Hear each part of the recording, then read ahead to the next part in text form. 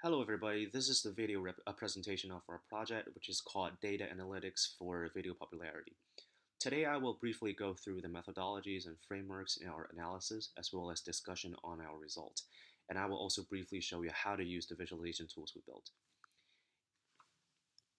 Here is a brief summary of our work. We aim to conduct a comprehensive data-driven study of influential factors of YouTube channels' popularity.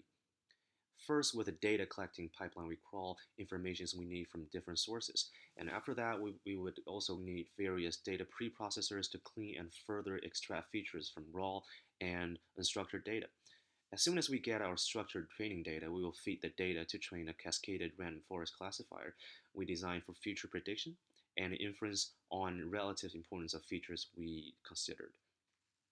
Besides all these, we also developed a web-based YouTube channel data visualization tool and a visualized YouTube channel recommender.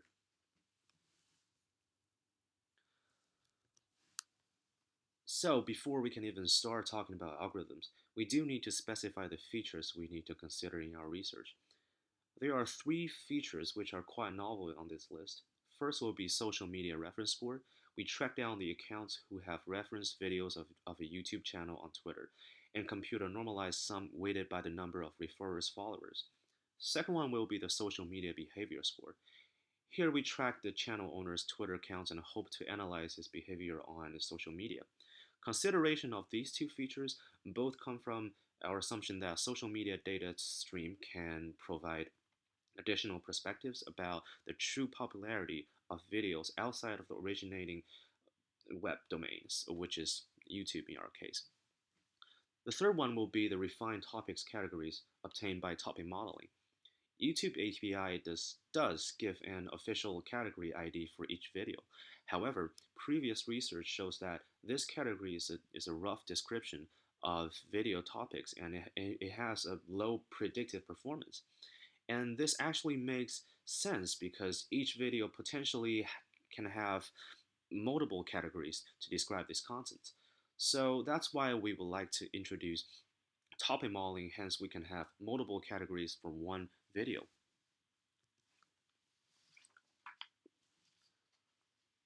So with our feature schema, we designed this data collection pipeline.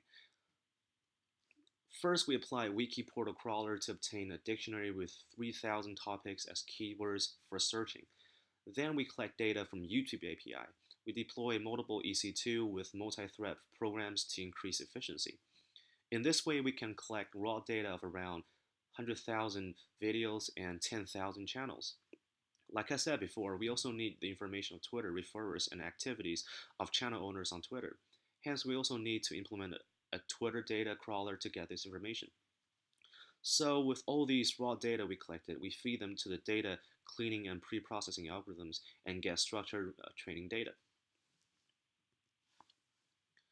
So here are the data pre-processing algorithms we use in our project. We used PCA and k-means to get latent class labels of YouTube channels' popularity. We apply sentiment analysis algorithm to process the video comments.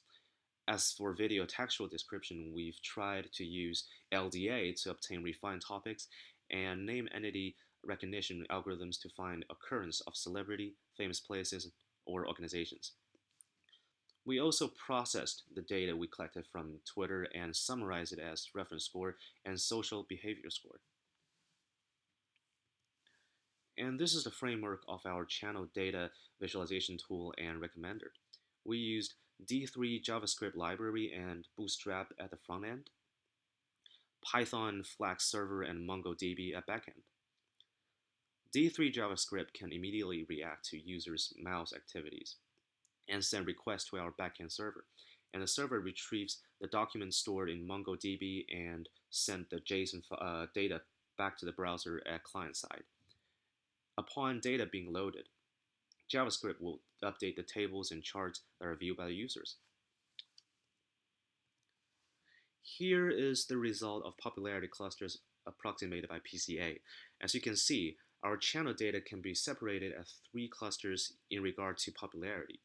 Each cluster corresponds to a popularity class which has a distinct range of accumulated views. The majority, with relatively low popularity are aggregated in the corner as blue dots. The channels with very high views counts are denoted by green dots and scattered out to the outer field, while the red dots denotes the true winner of the game. They are the explosively popular channels in YouTube with very high number of views. For the sake of demonstration later, I will name the blue dots class 1, class 2 for green dots, and class 3 for red dots. Here is the validation result of a single random forest classifier on test data. As you can see, our model achieved low error rates for general case and label 1, which is the dominating class denoted by blue dots, while achieved worse error rate for label 2 and label 3.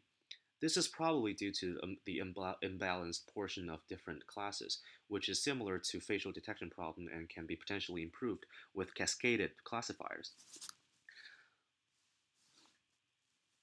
This is the cascaded random forest classifiers we designed to solve this problem. During the training process, all the data points with class label 1 and are predicted correctly in current level of classifier will be discarded. And we will use the remaining data to train the classifier at the next level. As for prediction, the new data points will travel from the top to the bottom. If it is predicted as class 1, then it will break out of the process. At the bottom, if it hasn't been predicted as class 1, it will be assigned as class 2 or 3.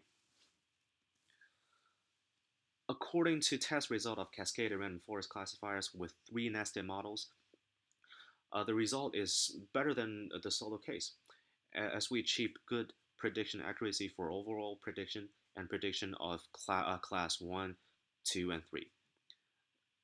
This might be caused by the fact that though each classifier will still have a relatively high error rate predicting class 2 and class 3, cascading them together will produce a high accuracy in predicting these two classes.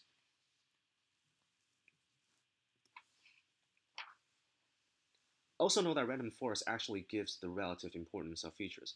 Hence, we can get a ranking of all the features' relevance to a high popularity of a YouTube channel. At first, since we are predicting on a value accumulated with time, we thought duration might be the most correlated feature. But to our surprise, this is not the case. The frequency of publishing videos is the most important feature. And the result has also proved our previous assumption that interactions on social media such as Twitter will potentially increase popularity. Since we've encoded our topic categories as dummy variables, we can also see the relationship between each topic and the channel popularity, and try to figure out which topics favored by YouTube users nowadays. Some future works. Our LDA algorithms fail to produce reasonable topics. As you can see, each topic can be represented by a discrete probability distribution on the words in dictionary. And most of these words does not make any sense. This can be explained by the poor quality of textual description of YouTube videos. On one hand, these texts are filled with meaningless codes, which are very difficult to detect or filter. On the other hand, sometimes these descriptions cannot fully narrate the real content of the video. So in the future, we would like to keep working on a more robust topic modeling algorithm to solve this potential problem. So this is our web application, and it has two major functionalities. First will be the visualization, and second will be the recommendation. So let's get started. So this is our visualization tool. As you can see, this is the extension of our PCA representation of channel data on two-dimensional space. And we have 3 clusters. Blue clusters represent the regular channels, green clusters represent very popular channels, and orange clusters represent the channels with extreme popularity. The bigger the data point is, and the further it is to the region, the more popular the channel will be.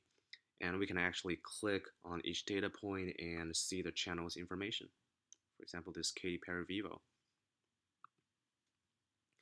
And next, we move on to the recommender. This is an item-based recommender which measures similarities between data points on distance of or norms. And when calculating similarity, we considered all of the features we've discussed earlier, which means a recommender incorporates information such as channels interaction on Twitter and its reference status on Twitter, etc., etc. As you type in the top 5 channels you like, it will give you the top 5 channels we recommended based on the computation of similarities we just mentioned. So that's it.